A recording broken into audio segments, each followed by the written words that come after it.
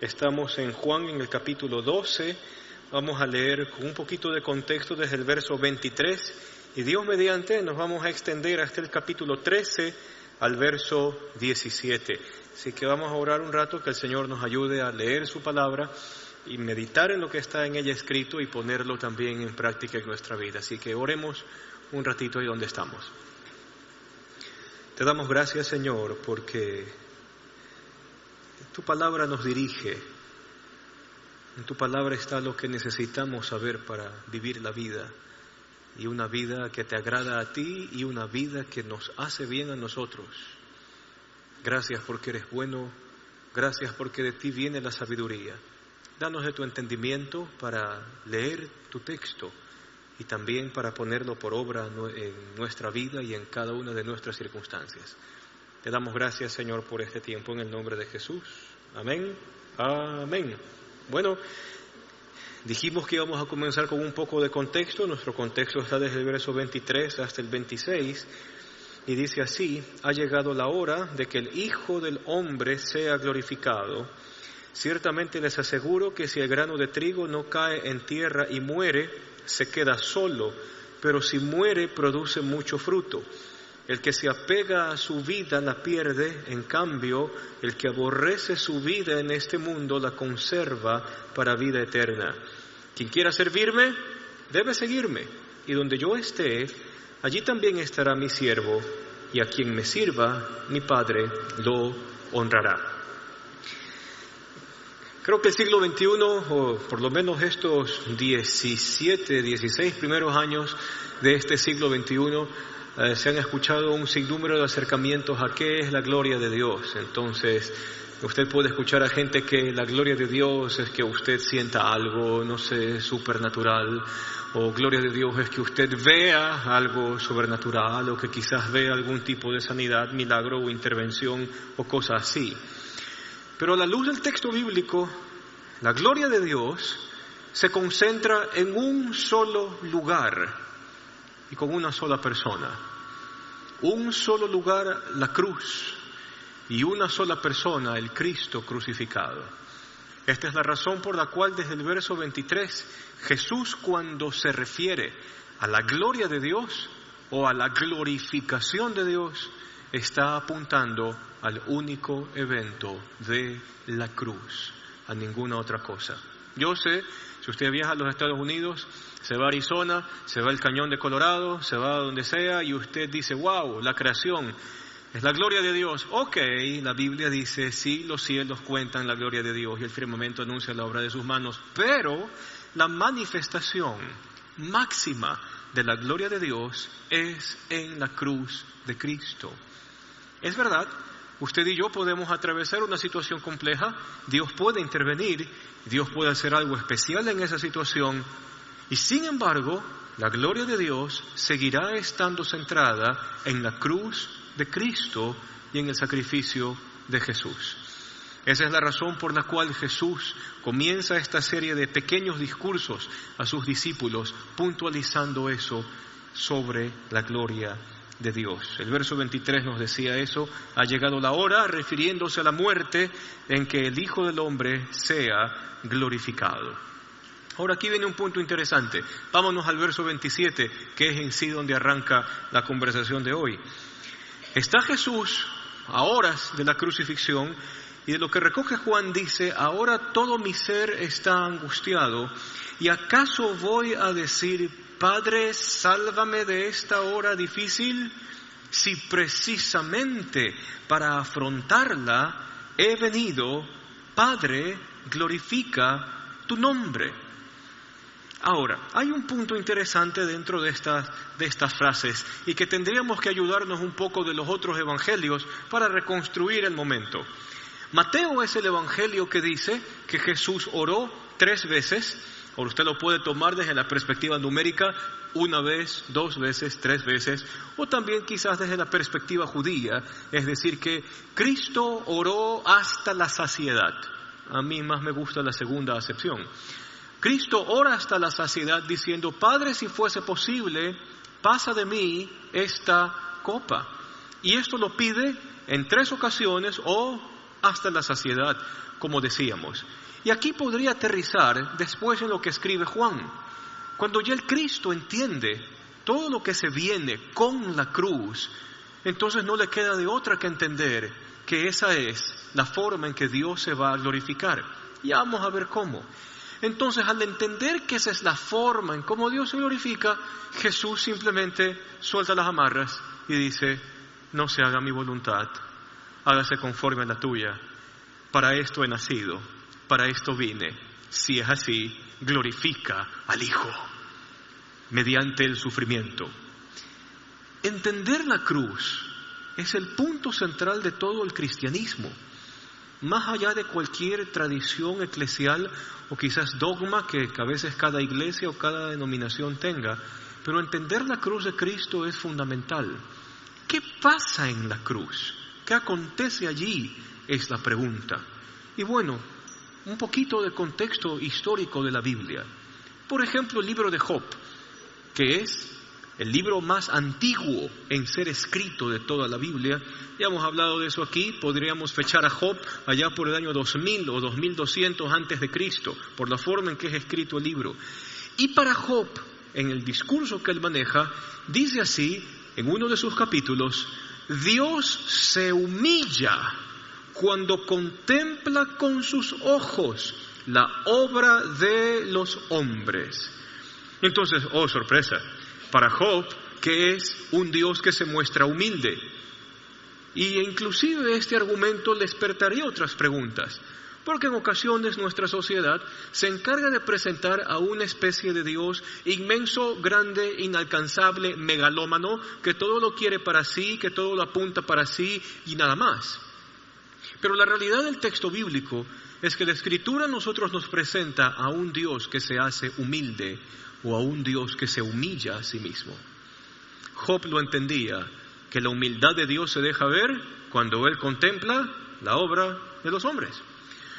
Yendo un poco más adelante, nuestro amigo Moisés podría entender que Dios muestra su humildad al escoger a un pueblo que no es fuerte, que no es sabio, que no tiene nada, el pueblo de Israel, ¿ya? Y decide ser su Dios por elección personal de él, y decide darle sus principios y su palabra para que vivan conforme a ello.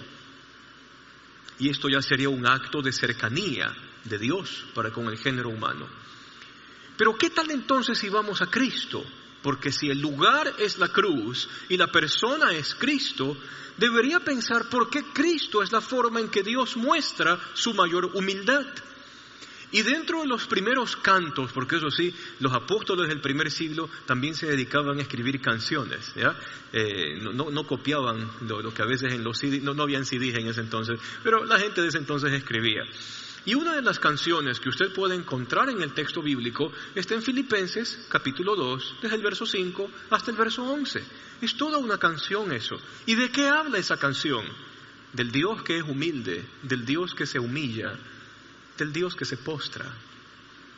Haya pues en ustedes el mismo sentir que hubo en Cristo Jesús, el cual, siendo en forma de Dios, no estimó el ser igual a Dios como cosa a la cual aferrarse, sino que se despojó de sí mismo, tomando forma de siervo y hecho semejante a los hombres. Y hagamos un paréntesis en esta canción, porque cuando el texto habla tomando forma de siervo y hecho semejante a los hombres, el Nuevo Testamento, que es escrito en griego, por lo menos hay dos palabritas que se pueden traducir como siervo o servidor. Una palabrita es diokos, que es la palabra diácono. Ya mismo entraremos en elecciones y ahí se explicará quizás eso mejor. Pero en todo caso, y este término diokos o servidor, más apuntaba hacia el que era como que el mayordomo de la casa. Entonces el diokos, ¿qué hacía? Tiende la cama, compra los abarrotes, prepara la comida, anda al campo, ve al rebaño, controla que los pastores estén en su labor. Era como un mayordomo. Pero hay otra palabrita mucho más dura, que es la palabrita doulos. Y el doulos, o que también se lo traduce como servidor o sirviente, pero era la clase de sirviente que hacía el trabajo más horrible dentro de la casa. Entonces el doulos era si es que el amo tenía caballos, entonces el dulo se dedicaba a recoger todos los regalitos que los caballos pasaban dejando por allí y que tenían su aroma interesante. No había servicio higiénico en el primer siglo. Dentro de las habitaciones habían grandes cántaros de bronce, sino cántaros así nomás hechos de barro, donde las personas dejaban todos sus fluidos nocturnos. Entonces el dulos era el encargado de recoger todo eso al siguiente día. En ese entonces había un mercado con los líquidos, entonces iban con las cosas y vendían eso, servía para lavar la ropa. Era un relajo eso. Pero de eso se encargaba el dulos. El dulo se encargaba de atender a las mascotas, de recoger la basura, de recoger la porquería, de inclusive lavar los pies de los invitados. Esa era quizás la cosa más asquerosa que podía haber para aquel entonces. Que vengan los invitados de la casa y que el dueño de la casa le diga al dulos: ve tú, lávale los pies a todos ellos. ¿Usted se imagina tener que lidiar con eso que huele interesantemente feo y tenerlo que dejar pulcro y limpio para que participe en la reunión? Eso era un dulos. Ahora, lo interesante de esto es que cuando se describe a Cristo como aquel que toma forma de siervo, no utiliza la palabra diokos, mayordomo, utiliza la palabra dulos. Porque esa es la forma en que Dios muestra su humildad. Ya no es solo el Dios que se humilla al contemplar la obra humana. Ya no es solo el Dios que muestra su humildad a escoger un pueblo y darle sus principios y sus leyes. Es un Dios que se hace igual a mí, se hace hombre y se hace carne.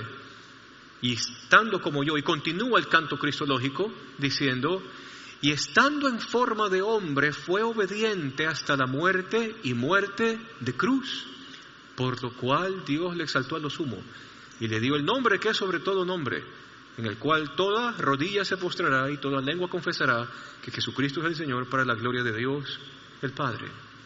Entonces, ¿cómo Dios muestra su humildad? ¿Es Dios humilde? Y la respuesta es sí.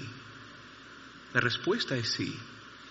Si usted ha tenido algún concepto de Dios como un ser inaccesible y megalómano, pues Cristo manda abajo cualquiera de esos acercamientos. Porque no solo es el que se encarna, sino que aparte de encarnarse, se humilla a sí mismo para hacerse esclavo o siervo de los demás. ¿Qué cosa? Ahora, si la encarnación y la cruz me lleva a pensar en el Dios que se humilla y el Dios que es humilde por naturaleza, entonces también debo de entrever cuál es la razón de ser o para qué se hace humilde de esta forma. Y pensar en la cruz nos lleva a otra conversación. ¿Y cuál es? ¿Cuáles son los beneficios de la cruz? Porque si estoy hablando del Dios que se hace siervo o del Dios que se hace humilde, inmediatamente puede surgir hacia qué propósito está sirviendo o para qué lo está haciendo. Y eso es algo que Juan ya ha dejado muy en claro a lo largo de todo su evangelio. ¿Y cuál es? El Hijo del Hombre no vino para ser servido, sino para servir y dar su vida en rescate de muchos. No quiere que ninguno perezca, sino que todos procedan al arrepentimiento, para que todo aquel que en él crea no se pierda, sino que tenga vida eterna. Porque el Hijo del Hombre no vino a condenar al mundo, sino que todo el mundo sea salvo por medio de él. Entonces la intención de esta gloria de Dios, que se deja ver desde la humildad y desde la postración, tiene que ver con su bien y el mío. Y hay un concepto de bienestar que Dios quiere transmitir a través de la cruz, que no es igual a otros conceptos de bienestar que hasta pueden resonar en otro tipo de iglesias o congregaciones. Y vamos pensando en algo. A la luz de la Escritura, si usted quisiese que Dios a usted lo trate con justicia, yo espero que nunca en su vida lo haya pedido eso, y si alguna vez pidió eso, créame que Dios se cerró los oídos a esa clase de petición. Pero si usted quisiera que Dios a usted le trate con justicia, en ese momento debería caer un rayo del cielo, partirlo a usted en 10,000 pedazos, aniquilarlo y no dejar nada de usted, ni siquiera el recuerdo. Es la razón por la cual el apóstol Pablo puede decir: todos han pecado y están destituidos de la gloria de Dios, y la paga del pecado es la muerte. Porque en mi vida irresponsable, en mi living la vida loca, en mi vida pecaminosa, en mi vida que no considera a Cristo, ese termina siendo el resultado final, mi autodestrucción.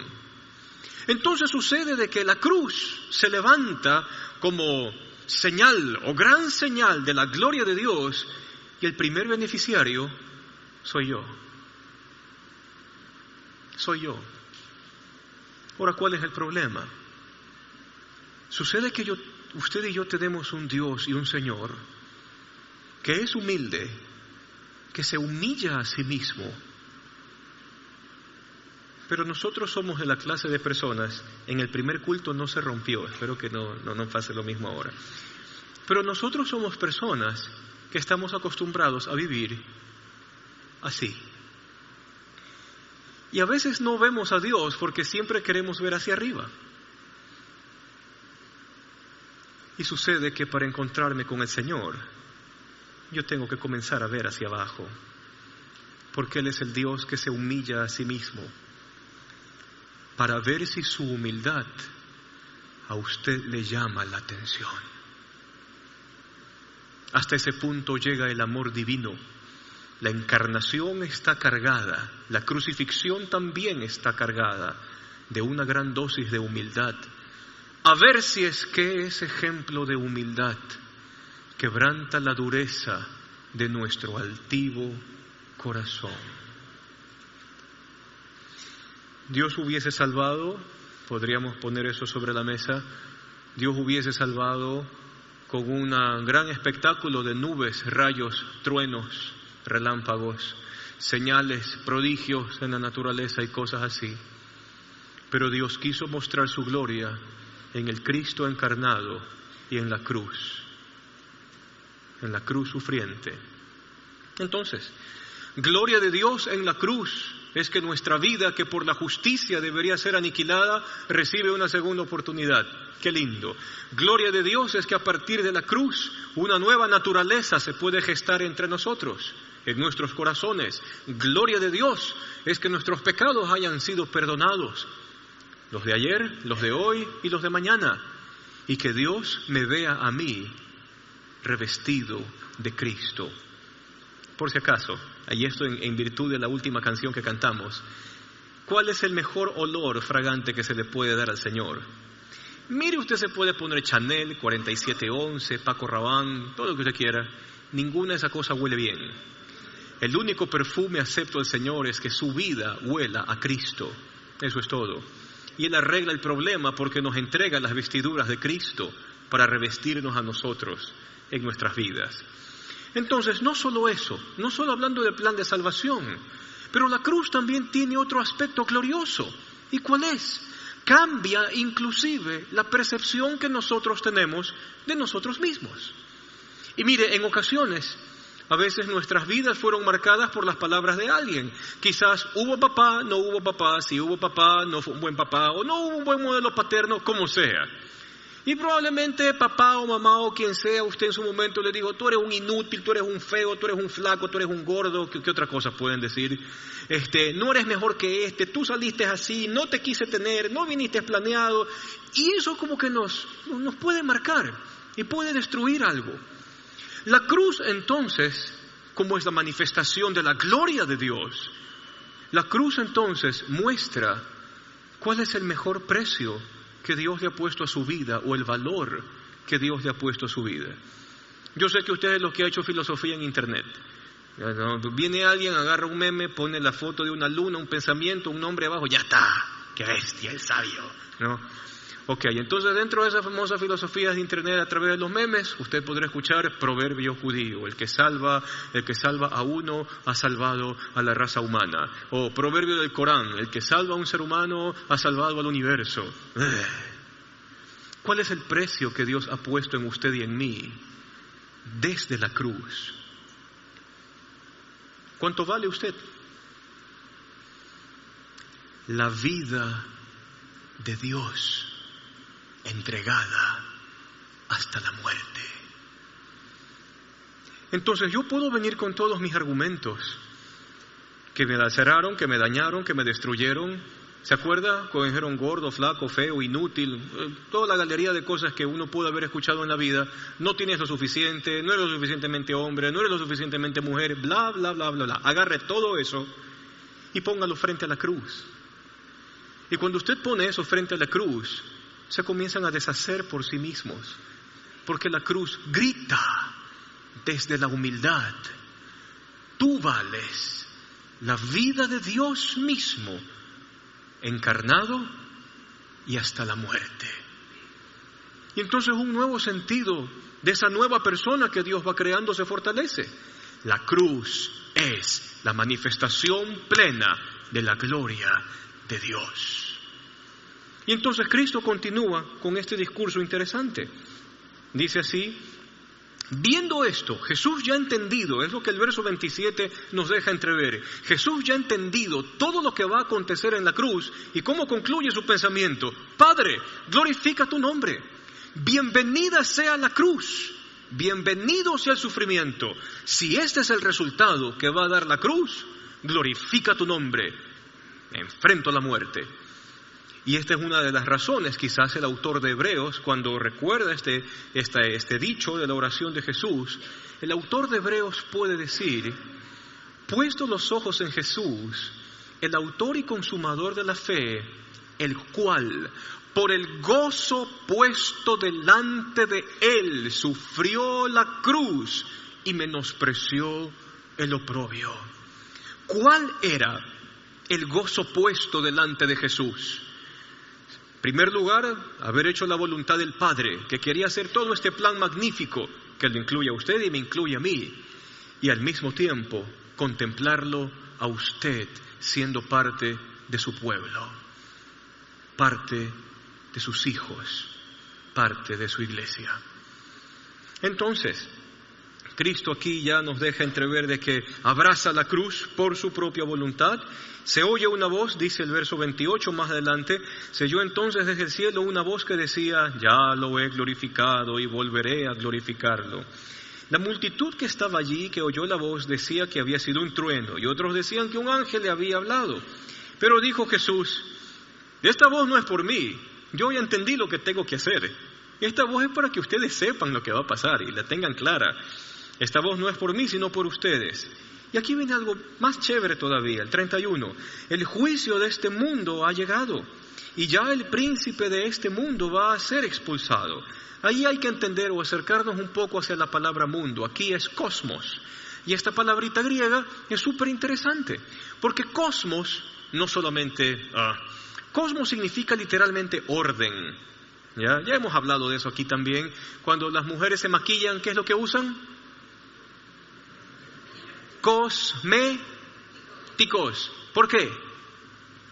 Ok, no se sienta ofendida, pero en teoría le llaman cosméticos a esas cosas porque ayudan a poner el rostro en orden. ¿Ya?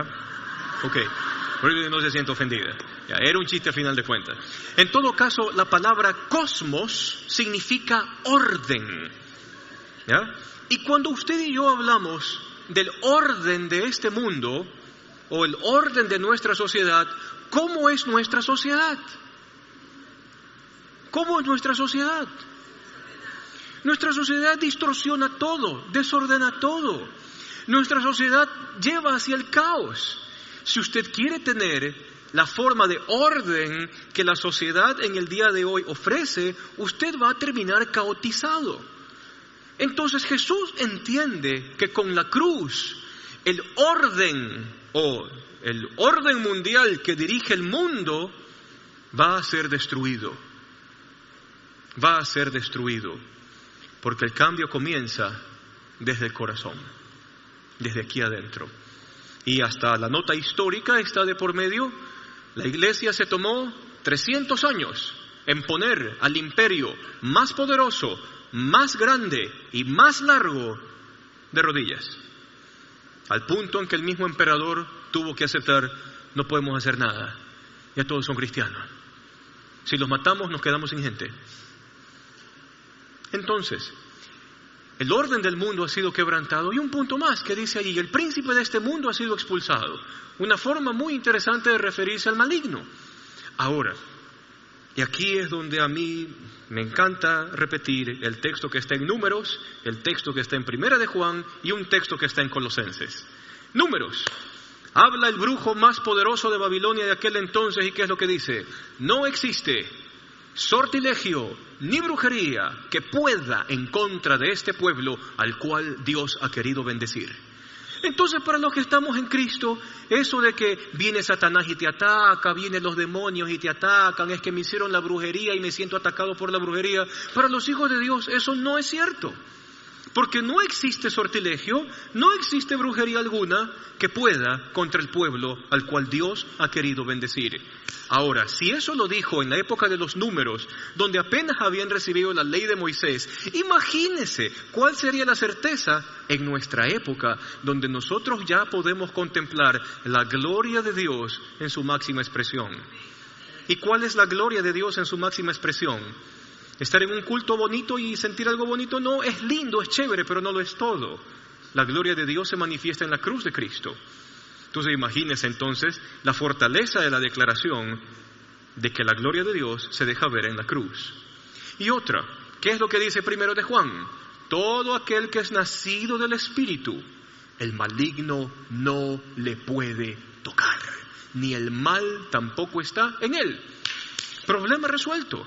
Colosenses resuelve también ese punto, cuando en su primero y segundo capítulo expresa el libro de Colosenses la obra de Cristo. ¿Y qué es lo que dice Pablo en la carta a los Colosenses? Y Cristo, despojando a los principados y a las potestades, los exhibió públicamente, triunfando sobre ellos, ¿dónde? En la cruz del Calvario. Entonces, para Cristo, la cruz es la gloria de Dios porque muestra al Dios humilde que se inclina para ver si en su humildad nosotros le prestamos atención. Gloria de Dios en la cruz es porque la cruz a mí me deja ver la miseria del castigo que me tocaba y al mismo tiempo me deja ver la nueva oportunidad que Dios me da para recomenzarlo todo. La cruz me deja ver de que el orden de este mundo va a ser quebrantado por Cristo mismo a través de su iglesia y que los poderes del mal no tienen nada que ver con el pueblo de Dios. Por eso es la gloria de Dios en la cruz. Pero continuemos con la lectura. El príncipe de este mundo va a ser expulsado. Verso 32. Y es quizás el verso más bonito de este bloque. Pero cuando yo sea levantado de la tierra, y está haciendo una descripción muy gráfica de cómo la gente que moría por la crucifixión, luego a través de las cuerdas y las poleas, las cruces eran levantadas y luego afirmadas en el suelo. Y Cristo dice, cuando yo sea levantado de la tierra, voy a traer a todos hacia mí. Entonces, ¿cómo Dios nos llama la atención a nosotros? Dios nos llama la atención desde su humildad.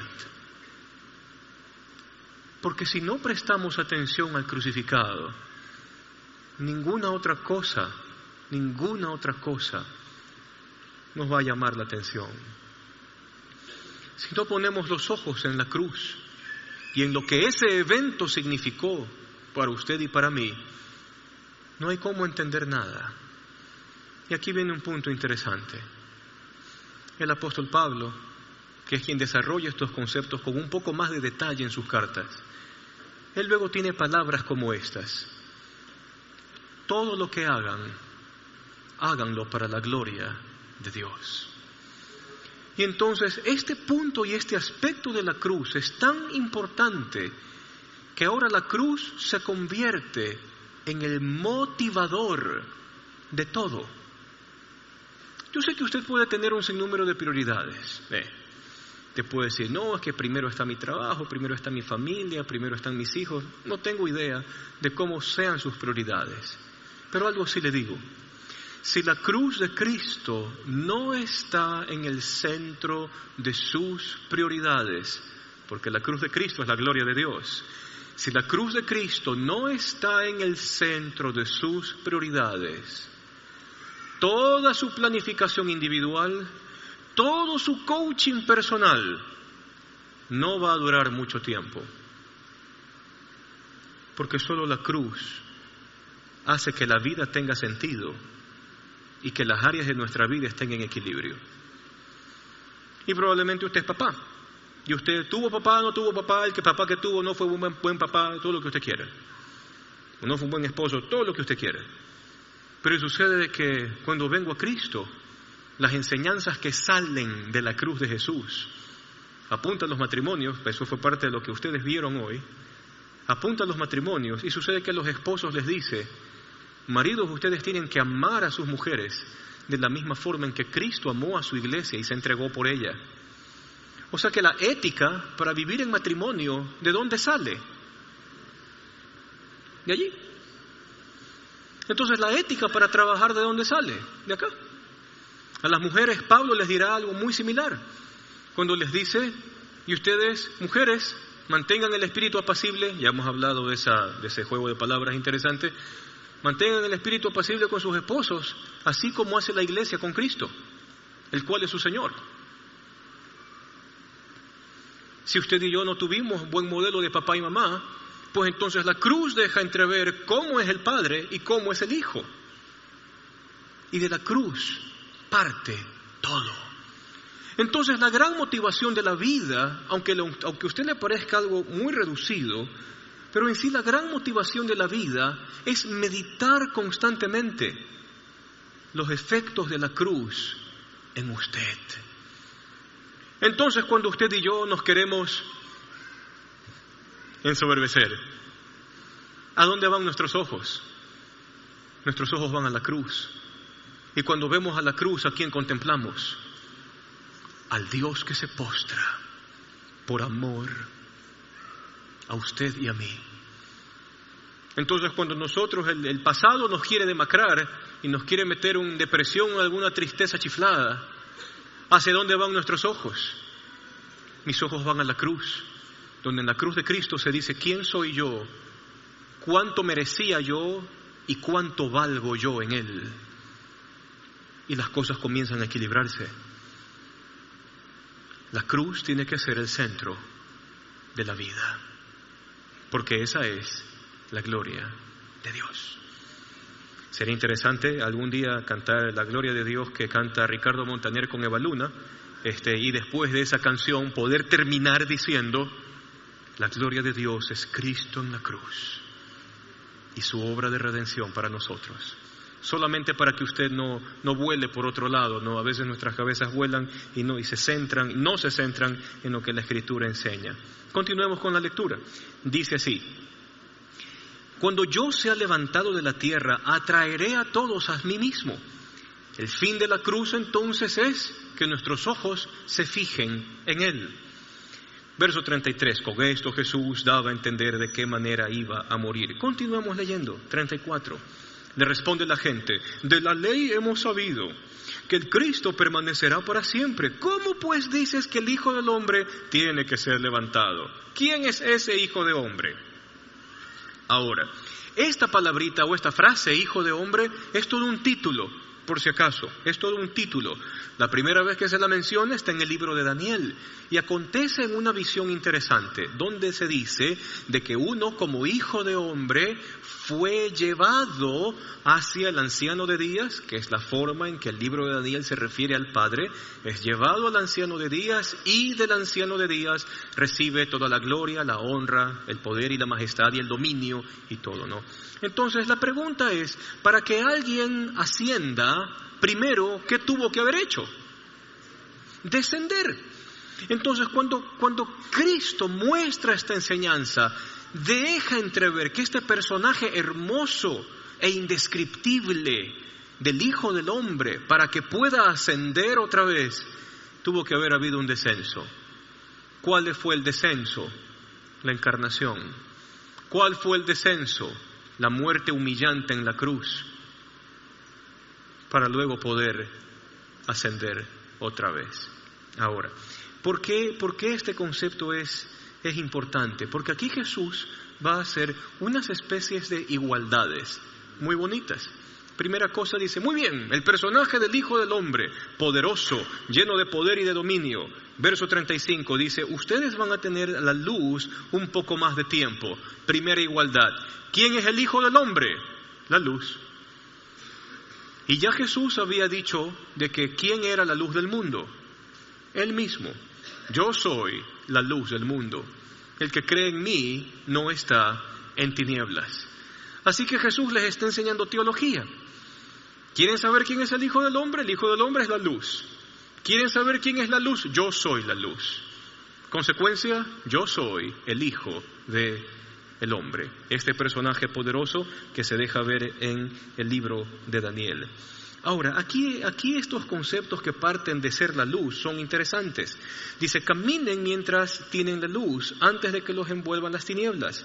El que camina en las tinieblas no sabe a dónde va. Y mientras tienen la luz, crean en ella para que sean hijos de Dios. Sáltese por favor conmigo al verso 44. El que cree en mí, cree no solo en mí, sino en el que me envió. Y el que me ve a mí, ve al que me envió. Yo soy la luz que ha venido al mundo para que todo el que cree en mí no viva en tinieblas. Sáltese al 48. El que me rechaza y no acepta mis palabras tiene quien lo juzgue. La palabra que yo he proclamado lo condenará en el día final. Ahora, ¿qué ha pasado aquí? Jesús se ha puesto muy interesante con sus dichos. Primera cosa que dice, si tú dices que crees en Dios, ¿en quién deberías también creer?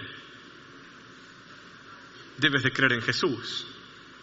¿Por qué? Porque Él es la luz, porque Él es Dios en sí mismo, porque Él es la manifestación de la gloria de Dios. Y si crees en Dios y crees también en Jesús, ¿cuál debe ser el resultado? Debes de escuchar y debes de prestar atención a las palabras que Él dice y ponerlas por obra.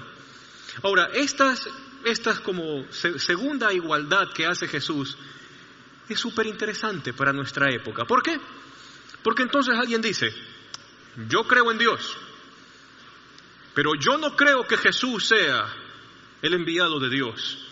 Y yo vivo la vida como creo que debo vivirla. ¿Cree en Dios verdaderamente? No. Solito se cae el razonamiento. Vamos a otra. Yo creo en Dios. Yo creo en Jesús. Pero no tomo en cuenta lo que Él dice para la vida. ¿Qué pasa? ¿Cree en Dios al final? No. ¿Cree en Jesús al final? Tampoco. Y entonces se gesta una relación interesante. Si nosotros confiamos en el Señor, inmediatamente nuestra confianza va a Cristo. Y si nuestra confianza va a Cristo, pues vamos a escuchar y a poner por obra lo que Él dice que hay que hacerse. Entonces esos famosos dichos de que todos los caminos llevan a Dios se quedan sin argumento. Porque es solo a través de Cristo que se puede conocer el carácter de Dios. El Dios que se humilla, el Dios que se hace carne y se postra y se hace siervo, no existe en otro credo. Solo Cristo ha hecho semejante cosa. Continuemos entonces. Otra cosa que saca a relucir este discurso acerca de la luz es lo interesante. Usted puede tener su filosofía de vida, con todas sus explicaciones y todas sus justificaciones. Pero ¿sabe algo? Si su filosofía de vida fuera la correcta, hace tiempo que su vida habría sido transformada. Sería cambiada o diferente. Así que los mismos resultados prueban que su filosofía de vida es vacía. Y eso va acorde a las palabras de Jesús. Él es la luz, no es un iluminado más, Él es la luz, y por lo tanto Él es quien muestra la senda. Cualquier cosa o cualquier filosofía de vida o concepto de existencia que usted tenga, lejos o apartado de Cristo, es oscuridad. Es oscuridad. Usted podría inclusive tener como filosofía la evolución darwinista. Bueno, entonces, ¿en qué enunciado se centra la evolución darwinista? En los procesos evolutivos, pues, según esta teoría, ¿quién sobrevive? El más fuerte, ¿sí o no? ¿Sí o no? ¿Ok? Eso es lo que enseña, por lo menos, este principio de evolución. Aplique ese principio a la sociedad. Y no sé si se da cuenta de que esa filosofía de vida trae la destrucción de los débiles en la sociedad. Por esa filosofía de vida, enfocada desde el evolucionismo, podríamos justificar los procesos de purificación que tuvieron los nacionalsocialistas en la Segunda Guerra Mundial, donde el débil, el lisiado y el retardado mental tenían que morir en las cámaras de gas y luego ser cremados. Porque en el mundo sobreviven ¿quiénes? Los fuertes. Usted tiene una empresa y entonces aparece otra empresa similar a la suya. Y aparece la empresa similar a la suya y aunque usted no lo crea, usted puede ser un evolucionista a nivel empresarial. Entonces, ¿quién va a sobrevivir? El más fuerte.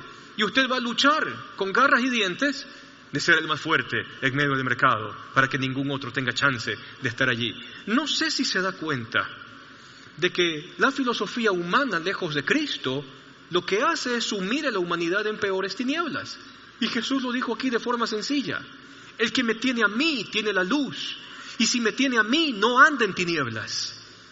Cualquier cosa lejos de Cristo es obscuridad inmediata en todo sentido. Moral, filosófica, de salvación, de propósito de vida.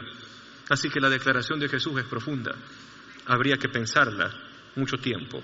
Vamos más adelante porque nos quedan 5 minutos. ¿Ok? Habiendo entendido de que la cruz es la gloria de Dios, ahora viene la parte de la enseñanza de Jesús en la práctica, capítulo 13. ¿Y qué acontece allí? Lea por favor desde el verso 2, 13:2. Llegó la hora de la cena.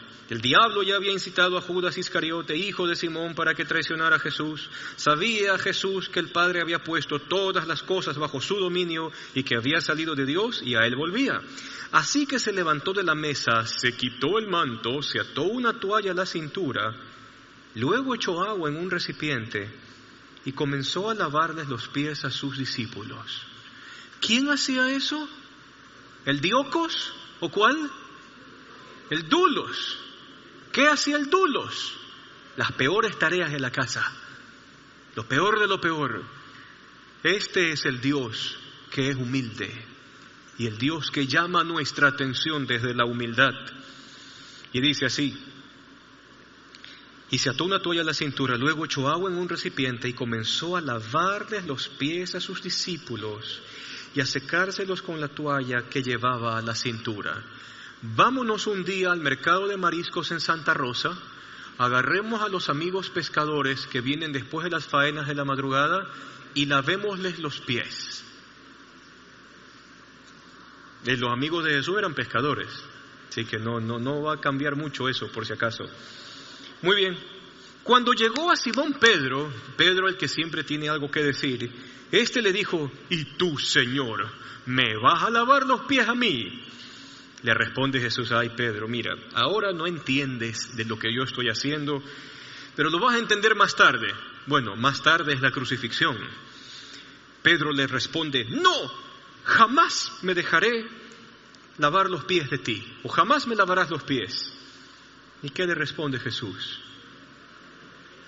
Si no te los lavo, no tienes parte conmigo. Y este es un punto crucial. ¿Se acuerda? A veces miramos demasiado alto, que no alcanzamos a ver al Dios humilde que llama nuestra atención desde las cosas más humildes de la vida. ¿Y qué le dice a Pedro? Si no es así como yo digo que es, por la cruz, por el sufrimiento, por la vergüenza, por el oprobio, si no es así, si no es desde esta perspectiva de humildad que tú te acercas a mí, tú y yo no tenemos nada que hacer juntos. Y fíjese que este mensaje es chocante, porque tanto ayer como hoy, aún en algunos grupos, a la gente se le ofrece grandezas materiales, a la gente se le ofrece prosperidad según el mundo o el cosmos, que nos rodea. A la gente se le ofrece el oro y el moro de un mundo caído. Y Dios a mí me da su máximo regalo, el Cristo humilde, para llamar la atención de mi corazón. Y esa es mi mayor riqueza. Si yo quiero tener parte con el Señor, entonces tengo que hacer mía su manera, su forma, la forma en que el amor de Él se postra para llamar nuestra atención. Pedro, ¿qué es lo que responde? Entonces, Señor, no solamente lávame los pies, báñame. Jesús le dice, ay Pedro, mira, el que está bañado no se le necesita lavar más, solo los pies. Todo tu cuerpo está limpio. Ustedes ya están limpios, aunque no todos. Ahora, no es que Judas no se haya bañado, sino que estar sucio es porque él lo iba a traicionar, ¿ya? Jesús sabía quién lo iba a traicionar y por eso dijo que no todos estaban limpios. Cuando terminó de lavarle los pies, se puso el manto y volvió a su lugar y entonces dijo, y aquí vienen dos preguntas que son muy importantes para usted y para mí responderlas. No como una lección bien aprendida, una respuesta que salga del corazón. Y Jesús comienza, ¿entienden lo que he hecho con ustedes?